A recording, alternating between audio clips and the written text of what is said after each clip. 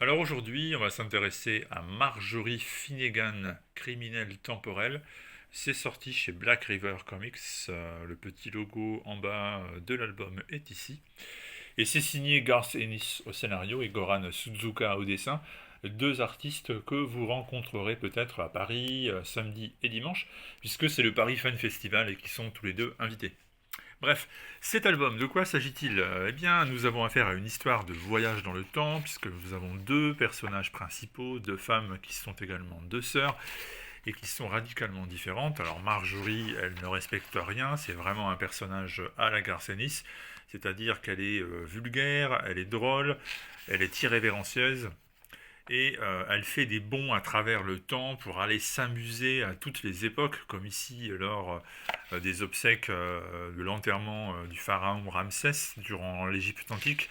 Et à chaque fois, elle en profite pour récupérer pierres précieuses, gemmes, trésors, etc.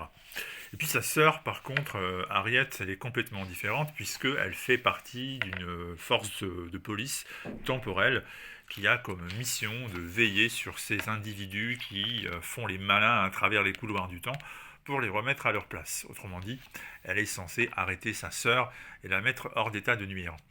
Le tout évidemment à la sauce Garfénis, c'est-à-dire beaucoup d'irrévérence, notamment la religion qui est écornée très sérieusement au passage, puisque nous avons un personnage qui s'appelle le Seigneur du Mal, qui est le grand méchant de cette histoire et qui a l'intention de réécrire tout ce que nous savons à propos de toutes les croyances possibles en remontant à l'origine de celles-ci et en démontant l'intégralité de tous les textes sacrés qui ne racontent que des choses totalement déviées par rapport à leur sens premier et on apprend ainsi des trucs complètement délirants et complètement choquants, même j'ai envie de dire pour les gens qui croient vraiment au sujet de toutes les principales religions monothéistes d'aujourd'hui.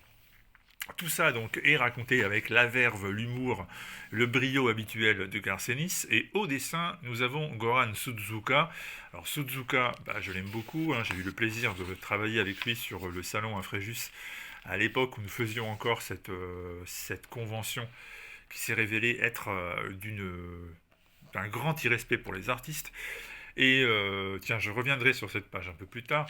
Et Goran Sudzuka nous avait fait l'honneur de nous accompagner. On avait passé de très bons moments avec lui. Et comme vous le voyez, son trait en apparence assez simpliste, clair, presque plus proche d'une forme de ligne claire européenne que du comic books américain, eh bien c'est parfait pour Ennis. Et c'est même plus ou moins la réévocation de ce que faisait Steve Dillon à l'époque, en plus, on va dire, euh, crédible en termes de réalisme. Suzuka a un style qui est plus plaisant à regarder, plus varié que la répétition finalement des visages qui marquaient le travail de Dillon. Et c'est un dessinateur qui permet d'atténuer le côté outrancier des scénarios d'Ennis. Pour que l'humour et la dérision passent aussi bien, il faut que le dessin ne soit pas trop hyper réaliste, sinon ça va, on va dire, désamorcer les intentions du scénariste, et là ça marche très bien, parce que Suzuka il est très bon, il est vraiment même, j'ai envie de dire, parfait pour accompagner les délires de Garth Ennis. Et puis au niveau politique, vous le savez, Ennis n'est pas le genre de gars qui vote conservateur ou à droite, il s'en prend largement à Trump dans ses pages.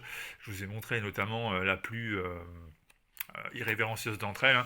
Vous avez compris ce qu'il a sur la tête, vous avez compris ce qu'il en pense. Un peu plus loin, vous retrouvez même d'ailleurs la prise d'assaut du Capitole par certains des fanatiques de Trump. Alors, peu importe ce que vous en pensez vous-même, là je vous parle de ce que Garcenis, lui, pense. Et c'est donc également quelque chose que vous allez comprendre très vite dans cet ouvrage. Bref, vous aimez Ennis, vous savez très bien le style d'histoire qu'il écrit habituellement. Le dessin que je vous montre vous plaît et vous comprenez à quel point il est parfaitement adapté au récit, eh bien, ça sera peut-être les arguments qui vous permettront, qui vous convaincront d'investir sur Marjorie Finnegan, criminelle temporelle. Si vous habitez pas loin de Paris et que vous ne l'avez pas encore acheté, attendez ce week-end et allez faire un tour au Paris Fan Festival par exemple. Nous on se dit rendez-vous très vite. Et n'oubliez pas de vous abonner si ce n'est pas déjà fait. Merci.